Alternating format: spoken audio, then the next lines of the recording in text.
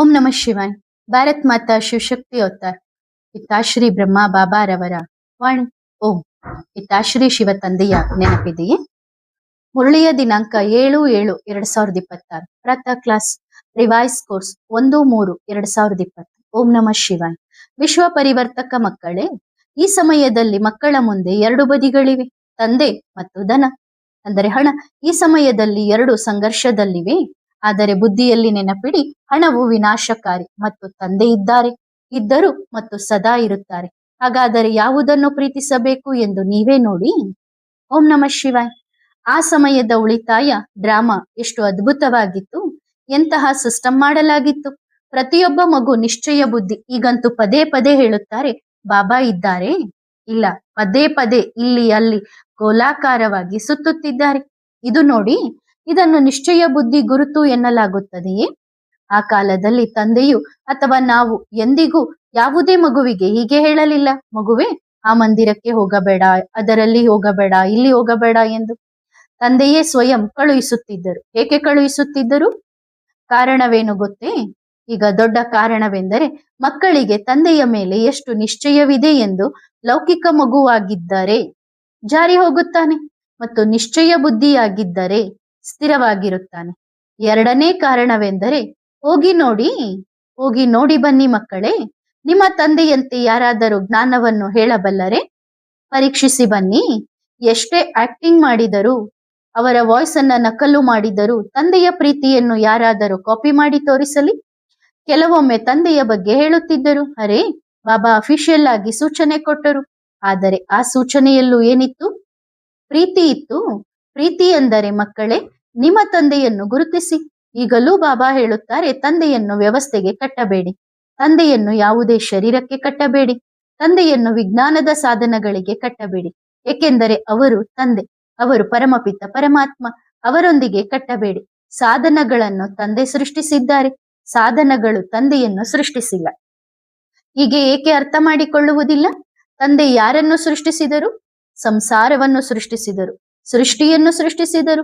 ಈ ಸೃಷ್ಟಿಯಲ್ಲಿ ಸಾಧನಗಳು ಒಂದು ಸಣ್ಣ ವಿಷಯ. ಸಾಧನಗಳಿಲ್ಲದಿದ್ದರೂ ತಂದೆ ಮತ್ತೆ ತನ್ನ ಪ್ರೀತಿಯ ಮಳೆಯನ್ನು ಪ್ರತಿಯೊಬ್ಬ ಮಗುವಿನ ಮೇಲೆ ಸುರಿಸಿಯೇ ಸುರಿಸುತ್ತಾರೆ.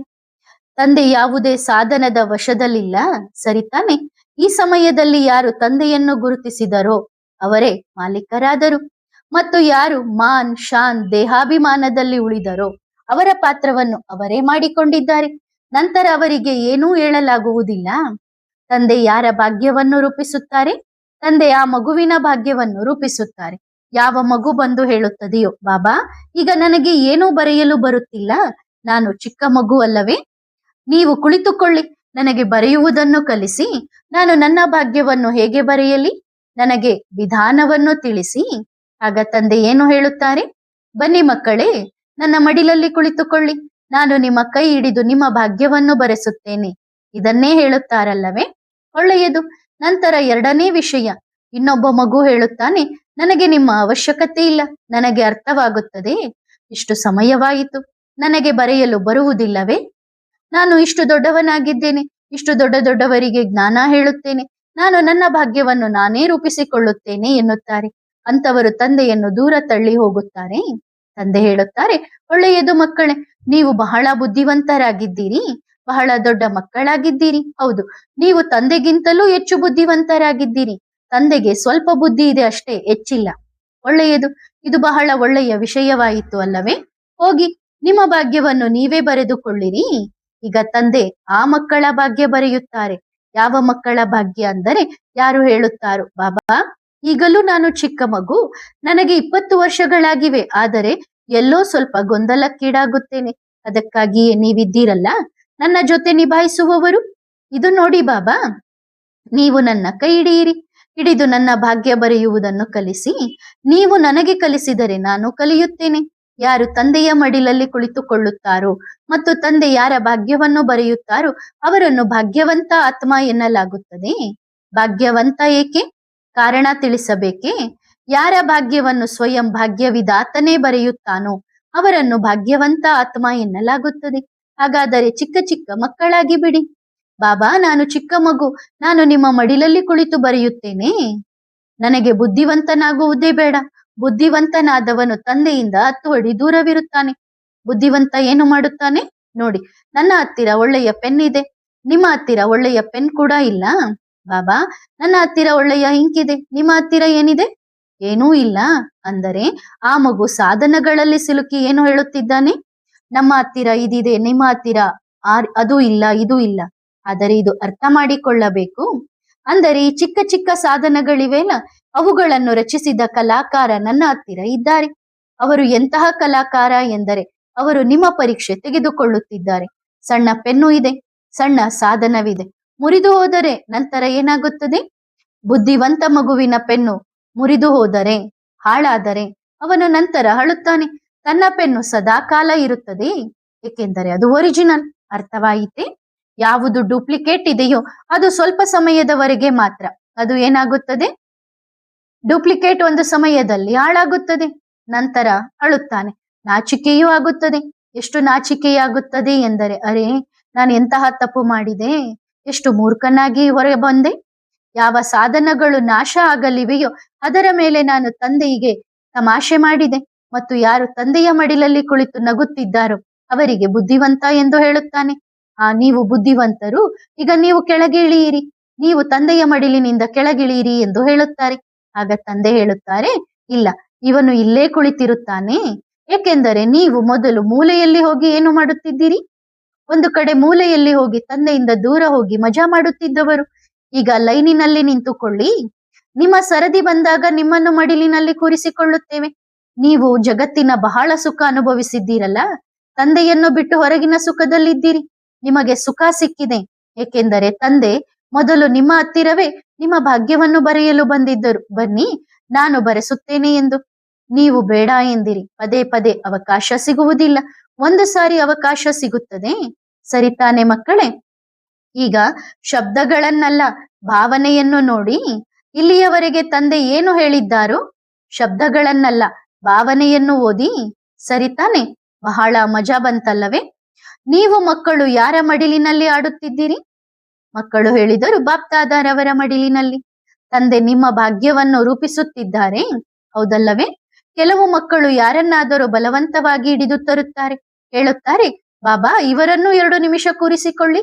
ಕೆಲವರು ಹೇಳುತ್ತಾರೆ, ಇಲ್ಲ ಇಲ್ಲ, ನಾವು ಕುಳಿತುಕೊಳ್ಳುವುದಿಲ್ಲ ಎಂದು ಹೇಳುತ್ತಾರೆ. ಇದೇನು ಅಂದ್ರೆ, ಯಾರೋ ಏರ್ಫೋನ್ ಹಿಡ್ಕೊಂಡು ಕುತ್ಕೊಂಡಿದ್ರು, ಬಾಬಾ ಅವ್ರಿಗೆ ಕೇಳ್ತಿದ್ದಾರೆ, ಇದೇನು? ಆಗ ಆ ಮಗು ಹೇಳಿತ್ತು, ಇಯರ್ಫೋನ್ ಬಾಬಾ, ವಿಜ್ಞಾನದ ಸಾಧನವೇ ಇದು. ನೋಡಿ, ಇದು ಏನೇನೋ ಆಗಿದೆ, ಏನನ್ನಾದರೂ ತಯಾರಿಸುತ್ತಾರೆ ಸಹೋದರರೇ. ಇದರಿಂದ ಮೊಬೈಲಿನ ಧ್ವನಿ ಕೇಳುತ್ತಾರಾ? ಕಿವಿಗೆ ಹಾಕಿಕೊಳ್ಳುತ್ತಾರಾ? ವಯರ್ ಇಲ್ಲದೆ ಇದು ಹೇಗೆ ಕೇಳಿಸುತ್ತದೆ? ಗಾಳಿಯಲ್ಲಿ. ಅರೆ, ಗಾಳಿಯಲ್ಲಿ ಬಹಳಷ್ಟು ನಡೆಯುತ್ತಿದೆ, ಒಳ್ಳೆಯದು. ಇದರ ಸಿಸ್ಟಮ್ ನಿಮಗೆ ತಿಳಿಸುತ್ತೇನೆ. ನೀವು ಹೇಳಿದಿರಿ ಗಾಳಿಯಲ್ಲಿ ಆಗುತ್ತದೆ ಎಂದು. ತಂದೆಯ ಟಚಿಂಗ್ ಕೂಡ ಯಾವುದರಲ್ಲಿ ಆಗುತ್ತದೆ? ಗಾಳಿಯಲ್ಲೇ ಆಗುತ್ತದಲ್ಲವೇ? ಇರಿ, ತೋರಿಸುತ್ತಿದ್ದಾರೆ. ಇದು ಹಿಡಿಯಿರಿ. ಇದು ತಂದೆ ಮತ್ತು ಇದು ಆತ್ಮ. ಈ ತಂದೆ ಇದರಲ್ಲಿ ಟೇಪ್ ರೆಕಾರ್ಡರ್ ಬಾರಿಸುತ್ತಾರೆ, ಅಂದ್ರೆ ಟೇಪ್ ರೆಕಾರ್ಡರ್ ನಲ್ಲಿ ಮಾತನಾಡುತ್ತಾರೆ. ಆಗ ಆತ್ಮ ಕೇಳಿಸಿಕೊಳ್ಳುತ್ತದೆ. ಈಗ ಯೋಚಿಸಿ, ಇದರಲ್ಲಿ ಯಾವುದು ಬಾರಿಸುತ್ತದೆಯೋ ಅದು ಇದರಲ್ಲಿ ಮಾತ್ರ ಕೇಳಿಸುತ್ತದೆ. ಅಂದ್ರೆ ಟೇಪ್ ರೆಕಾರ್ಡರ್ಗೂ ಏರ್ಫೋನ್ಗೂ ಬಾಬಾ ಉದಾಹರಣೆ ಕೊಟ್ಟು ಹೇಳುತ್ತಿದ್ದಾರೆ. ಒಳಗಿನಿಂದ ಕನೆಕ್ಷನ್ ಇದೆ, ಒಳಗಿನಿಂದ ಕನೆಕ್ಷನ್ ಇದೆ, ಆದ್ರೆ ಬೇರೆಯವರಿಗೇನು ಕೇಳಿಸುವುದಿಲ್ಲ. ಏನು ಹೇಳಿದರು ಇವರೇ ಕೇಳಿಸಿಕೊಳ್ಳುತ್ತಾರೆ. ಹಾಗಾದರೆ ತಿಳಿದುಕೊಳ್ಳಿರಿ, ಪ್ರೀತಿ ಮಾಡಿದರೆ ಇವರೇ ಅರ್ಥ ಮಾಡಿಕೊಳ್ಳುತ್ತಾರೆ, ಇವರಿಗೆ ಅರ್ಥವಾಗುತ್ತದಲ್ಲವೇ? ಅಂದ್ರೆ ಬಾಬಾ ಪ್ರೀತಿ ಮಾಡಿದ್ರೆ ಆತ್ಮನಿಗಷ್ಟೇ ಅರ್ಥ ಆಗತ್ತೆ, ಬೇರೆ ಯಾರಿಗಾದರೂ ಅರ್ಥವಾಗುತ್ತದೆಯೇ? ಬೇರೆ ಯಾರಿಗೂ ಅರ್ಥವಾಗುವುದಿಲ್ಲ. ಆದರೆ ಇದರ ಮಧ್ಯೆ ಏನೂ ಇಲ್ಲವಲ್ಲ, ಏನೂ ಇಲ್ಲ ಅಲ್ಲವೇ? ಯಾವುದೇ ತಂತಿಯೂ ಜೋಡಿಸಿಲ್ಲ, ಗಾಳಿಯಲ್ಲಿ ಬರುತ್ತಿದೆ. ಅರ್ಥವಾಯಿತೆ? ಹೌದು, ನಮ್ಮ ತಂದೆ ಇದ್ದಾರೆ, ಪರಮಾತ್ಮ ಇದ್ದಾರೆ. ನಾವು ಯೋಗ ಮಾಡಿದಾಗ, ತಂದೆಯಿಂದ ಶಕ್ತಿ ಪಡೆದಾಗ ಅದು ಎಲ್ಲಿಂದ ಬರುತ್ತದೆ? ಕಾಣಿಸುವುದಿಲ್ಲವಲ್ಲ. ಹಾಗಾದರೆ ಪ್ರೂಫ್ ಮಾಡಿ. ಈಗ ಇದರಲ್ಲಿ ಕೇಳಿಸುತ್ತದೆ. ಈಗ ನಾವು ಹೇಗೆ ನಂಬುವುದು? ಇದರ ಕನೆಕ್ಷನ್ ಇದರ ಜೊತೆಯೇ ಇದೆ ಎಂದು ಹೇಗೆ ನಂಬುವುದು? ಇನ್ನು ಇಟ್ಟಿದ್ದಾರಲ್ಲ, ಇವು ಇಟ್ಟಿದ್ದಾರೆ, ಅವುಗಳ ಜೊತೆ ಏಕೆ ಜೋಡಿಸಿಲ್ಲ? ಏಕೆಂದರೆ ಇದರಲ್ಲಿ ಕೋರ್ಡ್ ವರ್ಡ್ ಇರುತ್ತದೆ. ಅರ್ಥ ಮಾಡಿಕೊಳ್ಳಿರಿ.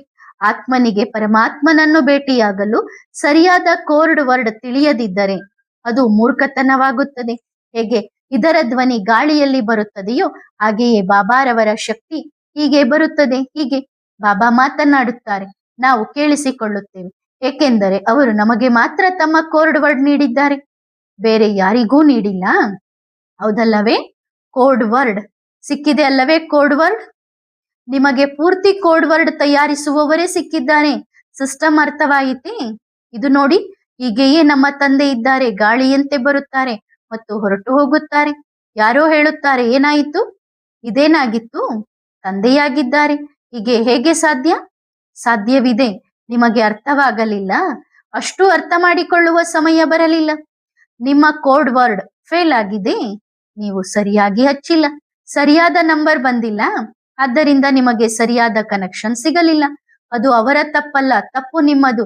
ನಿಮ್ಮ ಕನೆಕ್ಷನ್ ಸರಿಯಾಗಿ ಜೋಡಿಸಿರಲಿಲ್ಲ. ಅರ್ಥವಾಯಿತೇ? ಹೌದು. ಇನ್ನೂ ತಿಳಿಸಬೇಕೇ? ನೋಡಿ, ಎಲ್ಲಾ ಮಕ್ಕಳಿಗೂ ಹೇಳುವುದು, ನಾವು ಎಲ್ಲರಿಗೂ ಬಹಳ ಪ್ರೀತಿ ಕೊಟ್ಟಿದ್ದೇವೆ ಮತ್ತು ನಮ್ಮ ಪ್ರೀತಿಯ ಮಧುರ ಬಾಬಾರವರು ಕೂಡ ಪ್ರೀತಿಯ ಇಷ್ಟು ದೊಡ್ಡ ಬುಟ್ಟಿಯನ್ನು ನೀಡಿದ್ದಾರೆ. ಹೇಗೆ ಹೇಗೆ ಧ್ವನಿ ಕೇಳಿಸಿಕೊಳ್ಳುತ್ತೀರೋ ಬುಟ್ಟಿ ಹೀಗೆ ಬರುತ್ತಾ ಹೋಗುತ್ತದೆ. ಅದರಲ್ಲಿ ಬಹಳಷ್ಟು ಪ್ರೀತಿ ಇದೆ. ಬಚ್ಚಿಟ್ಟುಕೊಳ್ಳಿ, ಅಂದ್ರೆ ತಂದೆಯ ಪ್ರೀತಿಯನ್ನ ನಿಮ್ಮಲ್ಲಿಟ್ಟುಕೊಳ್ಳಿ. ಸರಿ ತಾನೆ? ಪ್ರೀತಿಯ ದೊಡ್ಡ ಬುಟ್ಟಿ ಕಳುಹಿಸಿದ್ದಾರೆ. ಹೀಗೆ ಆಗುತ್ತದಲ್ಲವೇ?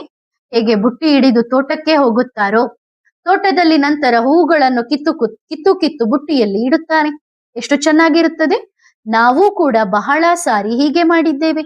ಹೌದು, ಹೀಗೆ ಹೂವುಗಳನ್ನು ಹೀಗೆ ತರುತ್ತಿದ್ದೆವು. ಆಗ ಎಷ್ಟು ಸುಖ ಸಿಗುತ್ತಿತ್ತು. ಹೀಗೆ ಹೂವು ಕಿತ್ತುತ್ತಿದ್ದೆವು. ನಂತರ ಏನಾಗುತ್ತಿತ್ತು? ಭಕ್ತಿಯಲ್ಲಿ ಮೊದಲು ನಾವು ಕೇಳುತ್ತಿದ್ದೆವು, ಹೂವುಗಳನ್ನು ತೆಗೆದುಕೊಳ್ಳಲೇ, ಹೂ ಕಿತ್ತುಕೊಳ್ಳಲು ಪರ್ಮಿಷನ್ ಇದೆಯೇ? ಅವರು ಹೇಳುತ್ತಿದ್ದರು, ಹೌದು, ತೆಗೆದುಕೊಳ್ಳಿ. ನೀವು ಪೂಜೆ ಮಾಡುತ್ತೀರಲ್ಲ, ಜ್ಞಾನ ಮಾರ್ಗದಲ್ಲೂ ಕೂಡ ನಮ್ಮ ಪ್ರೀತಿಯ ಮಧುರ ಬಾಬಾ ಬಂದಾಗ ಆ ಸಮಯದಲ್ಲಿಯೂ ಹೂವು ಕೀಳುತ್ತಿದ್ದೆವು. ಏಕೆಂದರೆ ಬಹಳ ಪ್ರೀತಿಯಿಂದ ಬಾಬಾರವರಿಗೆ ಭೋಗ ಅರ್ಪಿಸುತ್ತಿದ್ದೆವು. ಹೌದಲ್ಲವೇ? ಆ ಸಮಯದಲ್ಲಿಯೂ ಅಂತಹ ಸಿಸ್ಟಮ್ ಇತ್ತು. ಮಕ್ಕಳಿಗೆ ಹೂಗಳ ಬಗ್ಗೆ ಕಲಿಸುತ್ತಿದ್ದರು. ಇದು ನೋಡಿ ಮಕ್ಕಳೇ, ಇದು ಯಾವ ಹೂವು? ಇದು ಗುಲಾಬಿ ಹೂವು, ಇದು ಮಲ್ಲಿಗೆ ಹೂವು, ಪುಷ್ಪರಾಜ್, ಇವೆಲ್ಲ ಹೀಗೆ ಹೀಗೆ ಹೂಗಳಿರುತ್ತಿದ್ದವು. ಯಾವುದೋ ರಾತ್ರಿ ರಾಣಿ ಹೂವಿರುತ್ತಿತ್ತು. ಯಾರ್ಯಾರು ರಾತ್ರಿ ಜಾಗರಣೆ ಮಾಡುವವರು ಅವರು ರಾತ್ರಿ ರಾಣಿ. ಬಟ್ಟಿ ಮಾಡುವವರು, ಅದರಲ್ಲಿ ಎಲ್ಲಕ್ಕಿಂತ ಒಳ್ಳೆಯ ಹೂವು ಗುಲಾಬಿ ಹೂವು. ನಾವು ಮಕ್ಕಳು ಏನಾಗಬೇಕು ನೋಡಿ. ಮತ್ತು ಇವೆಲ್ಲ ಯಾರ ಹೂವುಗಳು? ಬಣ್ಣ ಬೇರೆ ಬೇರೆಯಾಗಿದ್ದರೂ ಸುಗಂಧ ಮಾತ್ರ ಒಂದೇ ತರಹ ಇದೆ. ಹೌದಲ್ಲವೇ? ಒಳ್ಳೆಯದು ಮಕ್ಕಳೇ. ಅಲ್ಲಿಯೂ ಹೋಗಬೇಕು ಮಕ್ಕಳ ಹತ್ತಿರ. ಅಲ್ಲಿಯೂ ಮಕ್ಕಳು ಕುಳಿತಿದ್ದಾರೆ. ಯಾರೋ ಕೇಳಿದರು, ಬಾಬಾ, ನಾವು ಬೇರೆಯವರ ಕೈಯಿಂದ ಮಾಡಿದ ಅಡುಗೆಯನ್ನು ಊಟ ಮಾಡಿದರೆ ಅದರ ಪರಿಣಾಮ ಎಷ್ಟು ಸಮಯದವರೆಗೆ ಇರುತ್ತದೆ? ನೋಡಿ, ಅದು ನಿಮ್ಮ ಸ್ಥಿತಿಯ ಮೇಲಿದೆ. ನಿಮ್ಮ ಸ್ಥಿತಿ ಅದನ್ನು 4 ದಿನ ಇಟ್ಟುಕೊಳ್ಳಲು ಬಯಸಿದರೆ 4 ದಿನದವರೆಗೂ ಇರುತ್ತದೆ. ಊಟ ಮಾಡುವ ಮೊದಲು ನೀವು ನೆನಪು ಮಾಡಿದರೆ, ಬಾಬಾ ಇದನ್ನು ಪೂರ್ತಿ ಶುದ್ಧ ಮಾಡಿಬಿಡಿ, ನಂತರವು ಸ್ವಲ್ಪ ನೀವು ತಿಂದಾಗ 1 ನಿಮಿಷ ನನ್ನ ಬಾಬಾ, ನನ್ನ ಸಾಥಿ ಬನ್ನಿ ಎಂದು ಸಂಪೂರ್ಣ ಮನಸ್ಸು, ನಿಮ್ಮ ಮನಸ್ಸು ಬುದ್ಧಿಯ ಮೇಲೆ ಬಾಬಾರವರ ಕಡೆಗೆ ಫೋಕಸ್ ಮಾಡಿದಾಗ, ಇದರಿಂದ ಇಲ್ಲಿಯದ್ದು ಇಲ್ಲೇ ಇರಲಿ, ಇಲ್ಲೇ ಒಳಗೆ ಹೋಗದಿರಲಿ, ಅಂದ್ರೆ ಅವರ ವಿಚಾರ ಸಂಕಲ್ಪಗಳೆಲ್ಲ ಇಲ್ಲೇ ಇರಲಿ, ಬುದ್ಧಿಯ ಒಳಗೋಗದಿರಲಿ. ಅರ್ಥವಾಯಿತೇ? ಇಲ್ಲಿ ತಿಂದರೆ ಇಲ್ಲಿಗೆ ಹೋಗಲಿ, ಅಲ್ಲಿಗೆ ಹೋಗದಿರಲಿ, ಅಂದ್ರೆ ತಿಂದಿದ್ದು ಹೊಟ್ಟೆಗೋಗ್ಲಿ, ಆ ಬುದ್ಧಿ ಅವರು ಮಾಡಿದ ಸಂಕಲ್ಪಗಳ ಎಫೆಕ್ಟ್ ಬುದ್ಧಿಗೆ ಹೋಗದಿರಲಿ. ಅರ್ಥವಾಯಿತೇ? ಅದು ನಿಮ್ಮ ಸ್ಥಿತಿಯ ಮೇಲಿದೆ. ಸರಿ ತಾನೆ ಮಕ್ಕಳೇ? ಇನ್ನು ಏನಾದರೂ ಕೇಳಬೇಕೆ? ಯಾರೋ ಹೇಳಿದರು, ಇಂದು ಒಂದು ಗ್ರೂಪ್ ಬರುತ್ತಿದೆ ಬಾಬಾ. ಗ್ರೂಪ್ ಬರುತ್ತಿದೆಯೇ? ಎಲ್ಲಾ ಮಕ್ಕಳಿಗೂ ಸ್ವಾಗತ. ಗ್ರೂಪ್ ಸಿಸ್ಟಮ್ ಮಾಡಿ ಮಕ್ಕಳೇ. ಏಕೆಂದರೆ ಶರೀರವನ್ನು ನೋಡಬೇಕು. ಸಾಮಾನ್ಯವಾಗಿ ನಮ್ಮ ಬಾಬಾ ಬರುತ್ತಾರೆ, ಹೆಚ್ಚು ಹೊತ್ತು ಇರುವುದಿಲ್ಲ. ಆದರೂ ಶರೀರದ ಲೆಕ್ಕಾಚಾರದಿಂದ ನೋಡಿ, ಒಂದು ಮೀಟಿಂಗ್ ಮಾಡಿಸಿ. ಏಕೆಂದರೆ ತಂದೆಯನ್ನು ಭೇಟಿಯಾಗಬೇಕಲ್ಲ. ನಂತರ ಯಾವಾಗಲಾದರೂ ನಮ್ಮ ಸರದಿ ಬಂದಾಗ ನಾವು ಕೂಡ ಭೇಟಿಯಾಗೋಣ. ಹೌದಲ್ಲವೇ? ತಿಂಗಳಲ್ಲಿ 2 ಬಾರಿ. ಸರಿ ತಾನೆ? ಒಂದು ಸಿಸ್ಟಮ್ ಮಾಡಿ. ಸಿಸ್ಟಮ್ ಮಾಡುವುದರಿಂದ ಏನಾಗುತ್ತದೆ? ಸೇವೆಯೂ ಚೆನ್ನಾಗಿ ಆಗುತ್ತದೆ ಮತ್ತು ಶರೀರಕ್ಕೂ ವಿಶ್ರಾಂತಿ ಸಿಗುತ್ತದೆ. ಎಲ್ಲಕ್ಕಿಂತ ದೊಡ್ಡ ವಿಷಯ ಒಂದು, ಎಲ್ಲರೂ ತಮ್ಮ ತಮ್ಮ ಬುದ್ಧಿಯಲ್ಲಿ ಫಿಟ್ ಮಾಡಿಕೊಳ್ಳಿ. ಇದು ಬಹಳ ದೊಡ್ಡ ಸಂದೇಶ ನೀಡುತ್ತಿದ್ದಾರೆ. ಕಣ್ಣು, ಮೂಗು, ಕಿವಿ ತೆರೆದು ಕೇಳಿಸಿಕೊಳ್ಳಿ. ಮೂಗಂತೂ ತೆರೆಯುವುದಿಲ್ಲ, ಆದರೆ ಕಿವಿ ತೆರೆದು ಕೇಳಿಸಿಕೊಳ್ಳಿ. ಒಳ್ಳೆಯದು. ಹಾಗಾದರೆ ತಿಳಿಸೋಣವೇ? ಅದಕ್ಕಾಗಿಯೇ ಹೇಳುತ್ತಿದ್ದಾರೆ, ಪರಸ್ಪರ ಹೀಗಾಗಬಾರದು. ಅಂದರೆ ಅವರಿಂದ ಹಣ ಕೇಳುವುದು ಮತ್ತು ಬಾಬಾರವರ ಹೆಸರಲ್ಲಿ ಹಣ ಕೇಳುವುದು, ವಿಶೇಷವಾಗಿ ಹಣದ ಬಗ್ಗೆ ಹೇಳುತ್ತಿದ್ದಾರೆ. ಹೌದು, ಒಂದು ವೇಳೆ ನೀವು ಇಲ್ಲಿ ಏನಾದರೂ ಮಾಡಿಕೊಂಡರೆ, ಇದು ನಡೆದರೆ ನಂತರ ಆ ಮಗುವಿನ ಅವಶ್ಯಕತೆ ಇಲ್ಲ. ಎಲ್ಲಾ ಮಕ್ಕಳು ಯಾರ ಹತ್ತಿರ ಸ್ವಲ್ಪ ಹೆಚ್ಚಿದೆಯೋ ಅವರು ಹೆಚ್ಚು ಮಾಡಿ, ಯಾರ ಹತ್ತಿರ ಸ್ವಲ್ಪ ಕಡಿಮೆ ಇದೆಯೋ ಅವರು ಒಂದೇ ರೀತಿಯ ಸೇವೆ ಮಾಡಿ. ಆಗ ಎಲ್ಲರೂ ಸೇರಿ ಅವರದ್ದು ಎಷ್ಟಾಗುತ್ತದೆಯೋ ಬಾಡಿಗೆ ಆಗುತ್ತದೆ, ಹೇಗಾಗುತ್ತದೆಯೋ ಅಷ್ಟನ್ನು ಅವರು ನೀಡಿರಿ. ಇಷ್ಟೇ ಮಾಡಿ, ಕೇವಲ ಇಷ್ಟೇ ಸೇವೆ ಮಾಡಿ, ಯಾರಿಂದಲೂ ಬೇಡಬೇಡಿ. ಮತ್ತು ಒಂದು ವೇಳೆ ತಂದೆಯೂ ಇಂತಹ ವಿಷಯಗಳನ್ನು ಯಾರಲ್ಲಾದರೂ ಕಂಡರೆ ನಂತರ ನೋಡಿಕೊಳ್ಳಿ ತಮ್ಮ ಲೆಕ್ಕಾಚಾರ. ಏಕೆಂದರೆ ಬೇಡುವುದಕ್ಕಿಂತ ಸಾಯುವುದು ಲೇಸು. ಈ ಪಾಠವನ್ನು ಇಲ್ಲಿಯವರೆಗೆ ಯಾರೂ ಕಲಿಯಲಿಲ್ಲ. ಯಾರು ಕಲಿತರು? ಆ ಸಮಯದಲ್ಲಿ ಎಷ್ಟು ದೊಡ್ಡ ದೊಡ್ಡ ವಿಷಯಗಳನ್ನು ಹೇಳುತ್ತಿದ್ದರು. ಸಫಲ ಮಾಡುವುದು ಒಂದು ಬೇರೆ ವಿಷಯ. ಸಫಲ ಮಾಡುವುದು ಅಂದರೆ ತನ್ನ ಮನಸ್ಸು ಬುದ್ಧಿ ಉಪಯೋಗಿಸಿ ಎಷ್ಟು ಸಾಧ್ಯವೋ ಅಷ್ಟು ಮಾಡಿ. ಸಫಲ ಮಾಡಿಸುವುದು ಇದು ತಪ್ಪು. ಸಫಲ ಮಾಡಿ, ಏನು ಸಫಲ ಮಾಡಿ? ಈಗ ಈ ಸಿಸ್ಟಮ್ ಬಂದ್, ಅಂದ್ರೆ ಬೇಡುವ ಸಿಸ್ಟಮ್ ಬಂದ್. ಬರುವ ಸಮಯದಲ್ಲಿ ಇಷ್ಟು ಮಕ್ಕಳು ಬರುತ್ತಾರೆ, ಇಷ್ಟು ಜನ ಬರುತ್ತಾರೆ, ಅವರು ಅಷ್ಟೊಂದು ಒಡವೆಗಳನ್ನು ಇಲ್ಲಿ ಇಟ್ಟು ಹೋಗುತ್ತಾರೆ, ಇದು ನೋಡಿ ಬಾಬಾ ಎಂದು. ಆದರೆ ತಂದೆಗೆ ಬೇಡ. ಇಂದಿಗೂ ಅಂತಹ ಮಕ್ಕಳಿದ್ದಾರೆ. ಅಂದರೆ ಬಾಬಾ ಪ್ಲೀಸ್ ಇಟ್ಟುಕೊಳ್ಳಿ, ನಮ್ಮದು ತೆಗೆದುಕೊಳ್ಳಿ ಬಾಬಾ. ಬಾಬಾ ಹೇಳುತ್ತಾರೆ ಬೇಡ, ಖಂಡಿತ ಬೇಡ. ಈಗ ಈ ಶರೀರವು ಎಂತಹದ್ದಾಗಿದೆ ಎಂದರೆ ಮಣ್ಣಿನಲ್ಲಿ ಕೂರಿಸಿದರೂ ಕುಳಿತುಕೊಳ್ಳುತ್ತದೆ, ಗುಡಿಸಲಿನಲ್ಲಿ ಕೂರಿಸಿದರೂ ಕುಳಿತುಕೊಳ್ಳುತ್ತದೆ. ಇದಕ್ಕೆ ಯಾವುದೇ ಪ್ರಾಬ್ಲಮ್ ಇಲ್ಲದಿದ್ದಾಗ,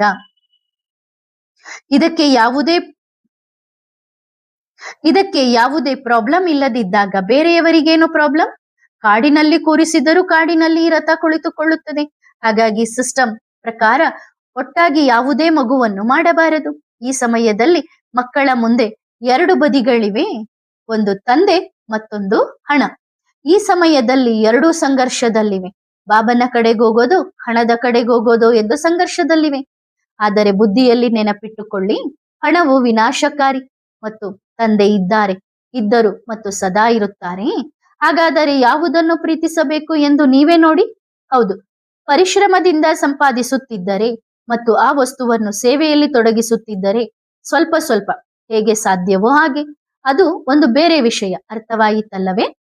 ಇಂದು ಅಂತಹ ಎಲ್ಲಾ ಮಕ್ಕಳು ಭೇಟಿಯಾಗಲು ಬಂದಿದ್ದಾರೆ. ಸ್ವಯಂ ಸ್ವಲ್ಪ ಸ್ವಲ್ಪ ಸಿಸ್ಟಮ್ ಮಾಡಿಕೊಂಡು ಅಲ್ಲಿಯದು ಅಲ್ಲಿಗೆ ಮಾಡಿಬಿಡಿ. ಸರಿ ತಾನೆ? ಒಳ್ಳೆಯದು. ಎಲ್ಲರಿಗೂ ನೆನಪು ಪ್ರೀತಿಗಳು. ಆತ್ಮಿಕ ಮಕ್ಕಳು ಆತ್ಮಿಕ ತಂದೆಗೆ ಮಾಡುವ ನೆನಪು ಪ್ರೀತಿ ಮತ್ತು ಧನ್ಯವಾದ ಬಾಬಾ. ಶುಕ್ರಿಯಾ.